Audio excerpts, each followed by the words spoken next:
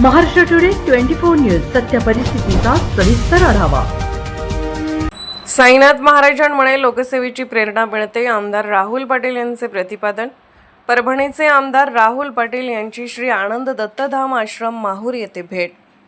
माहूर गडावरील श्री आनंद दत्तधाम आश्रम येथे धोंड्याच्या महिन्यानिमित्त मोठ्या प्रमाणात महाप्रसाद महापंक्तीचे आयोजन करण्यात आल्याने परभणीचे आमदार राहुल पाटील यांनी येथे भेट देऊन आदरणीय राष्ट्रसंत दबप साईनाथ महाराज वसमतकर यांचे दर्शन घेत महाप्रसादाचा लाभ घेतला। यावेळी बोलताना त्यांनी सांगितले की मी वेळोवेळी श्री साईनाथ महाराजांची भेट घेऊन दर्शन घेत असतो, त्यांच्या संगतीत राहिल्याने मला लोकसेवेची प्रेरणा मिळते असे त्यांनी यावेळी सांगितले।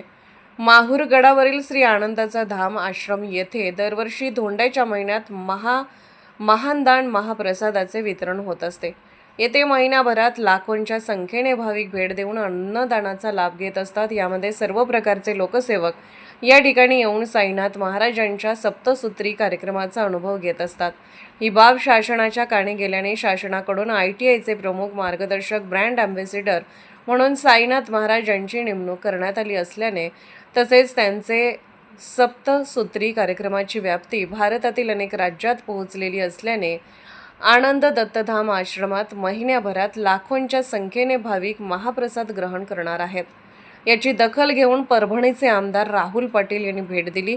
त्यांचे सह अरविंद काका देशमुख, कृबा सस परभणी, बंडू नाना बेडकर, सरपंच वाडी जिल्हा परभणी, प्रल्हादराव देवडे, सुनील भाऊ गुडगे, दिनेश बोचरे, बबनराव रोदळे, नारायण जाधव, एकनाथ राऊत, मारुती शिंपले, प्रकाश खापरे, मधुकर शिंगुळे, प्रभाकर संसारे, भाऊराव पाटील हडसणीकर, पुंडलिक हुब्बे, सुधीर जाधव यांचेसह माहूर शहरातील व परिसरातील मान्यवर उपस्थित होते।